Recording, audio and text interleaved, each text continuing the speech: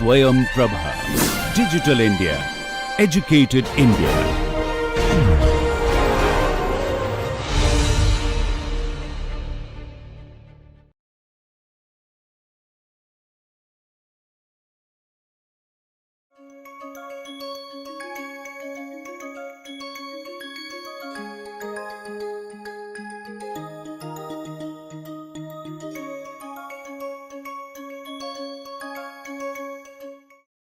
Okay, so we have looked at inflation fraction. We found that all you need is a ratio of the pressure and temperature. We looked at atmospheric pressure. We found that if superheat is not there, there is no change in the net lift. Otherwise, there are two terms. One is the weight of the balloon air, the other is the gross lift. Both of them depend essentially on delta P. In one case we divide by T plus superheat, in the other we divide by only T, and you have K into V as the constant parameters. So now let us look at superpressure and superpressure alone. Now what happens if the superpressure increases? So first thing is, when you have high superpressure, then the lifting gas is going to be compressed slightly. That is basically what superpressure is. Okay. So what will happen is, that will force the balloon air to go out.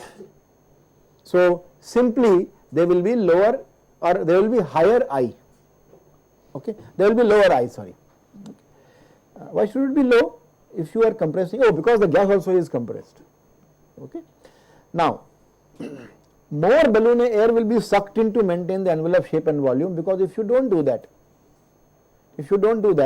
then the shape will alter and all our assumptions will be invalid if the volume changes. We are assuming that the envelope volume is maintained constant. Yes. Instead of the empty gas is increasing, you won't apply pressure on the balloon to, like, why would the gas itself compress? Why would empty gas compress? Because when you apply, when you apply pressure to a gas,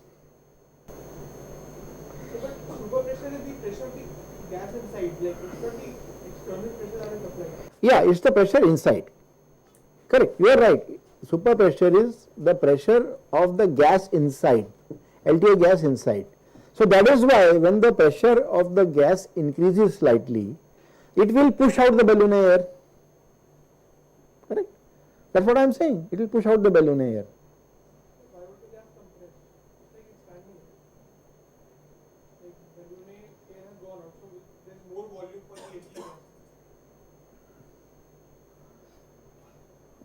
How do I explain it?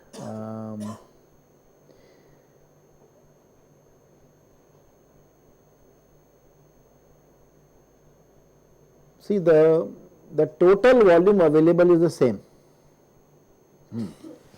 So if we apply pressure, on the gas, then suppose we do not allow anything to go out. Okay. So then what will happen? This pressure of the gas is going to act on the envelope and also on the balloon. And if we do not allow the balloon air to go out, then there will be a compression of the balloon, right? And I am assuming that gas is a quantity inside the envelope which is being pressurized. So you are right in saying that this gas under pressure will exert the pressure or convey the pressure to the surfaces inside and the balloon. But when you take a cylinder, for example, and there is gas inside, you increase the pressure. What happens to the gas?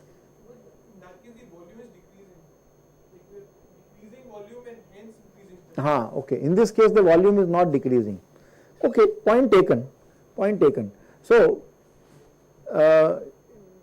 we can say that the gas is going to exert pressure on the balloon, and the balloon will there will be pressure to push the air of the balloon out.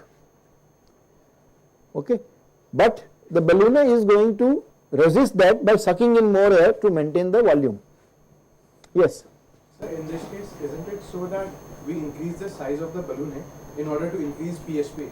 Because when you intentionally suck in air inside the balloon, the net volume for the LTA gas decreases and hence PSP increases and not the other way around.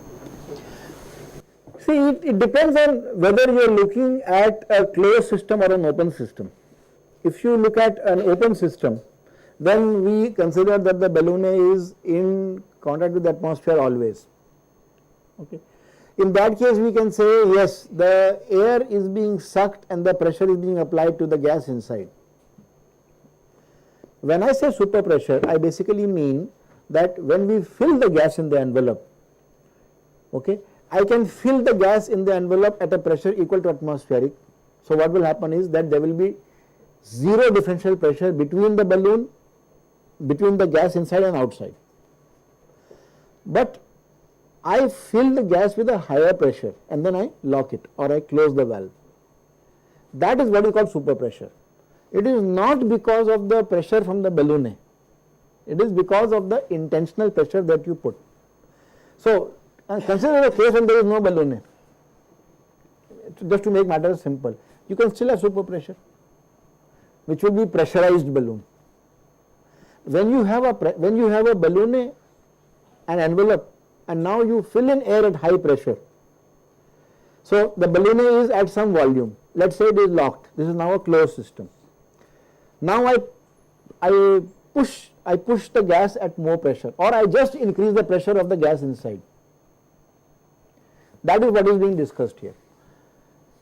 Okay. Now, if we assume that we are not crossing the pressure height, which is always the case in all our calculations, then the weight of the gas inside is going to remain the same.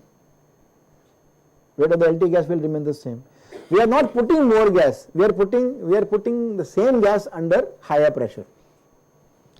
So if we look at this, now look at the expression for the weight of the balloon air. This is the same thing which is copied and pasted here. Okay. Ratio of the pressures and temperature 1 minus I into K into V. Here I have ignored the value contribution of E. Okay. Now, so the difference between the two of them, delta WBA, it will be essentially, if we keep, now we are assuming the PS is same. We are not changing the ambient air pressure. We are just changing the superpressure inside.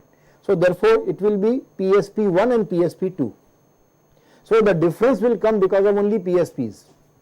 Therefore, earlier we got PS2 minus PS1 because we ignored superpressure. Now we ignore PS1 and PS2 change. We only get delta PSP2 minus delta PSP1 into KV upon same TA plus TSH, delta TSH. Okay.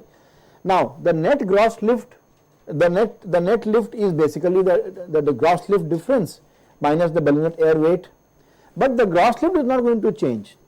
The gross lift changes only if, see, what is gross lift? Essentially gross lift is equal to the volume of the air displaced by the airship. Now that will not change unless the location changes, which means density changes, or the volume changes. So therefore the gross lift change will be 0. There will only be a change in the air, only the change in the air in the balloon because of superpressure. Earlier there was some superpressure, now there is a different superpressure. So therefore the net lift will actually be negative if we increase superpressure. That means if we increase superpressure, actually net lift is going to go down, not up. There is a minus sign there. Is this clear why it happens? Why does it go down? Does it seem logical to you that when you increase superpressure, that means when PS2 is more than PS1, the net lift will actually be, it's very simple, you put it in the expression and see it. Because understand that balloon is actually weight. It is not lift. Balloon is negative. Air in the balloon is not helping us. Air in the balloon is we are forced to put it. Okay. You will get more. So what is happening here is the air is being sucked in. Therefore, the net lift will actually reduced. So when superpressure increases, the net lift reduces. Now the other way around. Suppose superpressure decreases. That means you are filling in the air, you are filling in the gas, but at a lower pressure. Of course, it has to be at least equal to atmospheric pressure, otherwise that will cave inside. Okay, but you can put it 500 newtons per meter square more or 1000 newtons per meter square more. Let's say you have 1000, you made it 100. You have reduced it. So what will happen now? The LTA gas will expand to fill the envelope. It will push the balloon air out. When you push the balloon air out, actually you save on weight because now you have less air inside. So the net lift will increase. Okay. Now coming back to the same expression, lifting gas, the lift, gross lift. Now I am going to take care of the other factors. So the expression remains the same, PS minus the contribution because of humidity into kV by TA. Ignore humidity, so you get PS kV by TA. So therefore, this is the same expression that we saw last time. So I'll just there is only one difference between this and the last one. Has somebody noticed the difference? I have shown the same slide before when I talked about change in PS. Actually, the title should not be PS, it should be PSP. It should be change in PSP.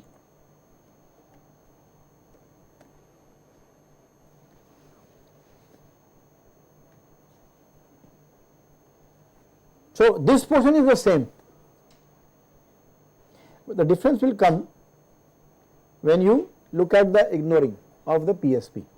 So we recall that the weight of the lifting gas is obtained by this long expression. Here I have put the relative density of the lifting gas. In this expression, let us estimate the error in WLG and WBA by ignoring the value of PSP. So can you figure out the expression for that?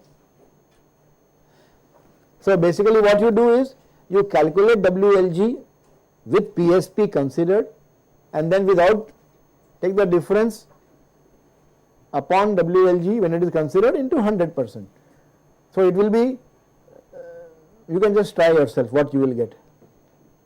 So interestingly, the terms are, there is a term in the bracket which will remain kind of constant because we are not looking at change in the humidity, we are not looking at the change in the purity of the gas, which is why we are just looking at change this delta PSP. Okay. So what you do is you get the expression.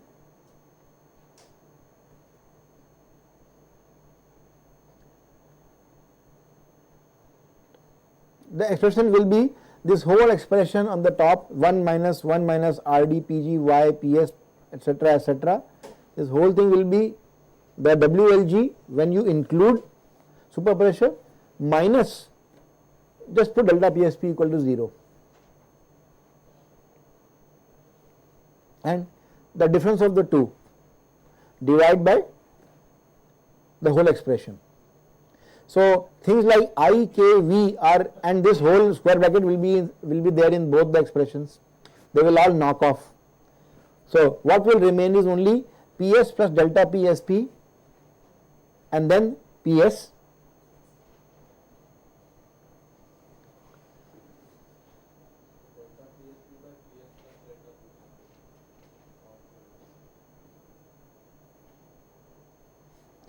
and similarly delta PSP by T into that for the balloon. So how much error is created depends on the numerical values of parameters like I, K, V, etc. Okay.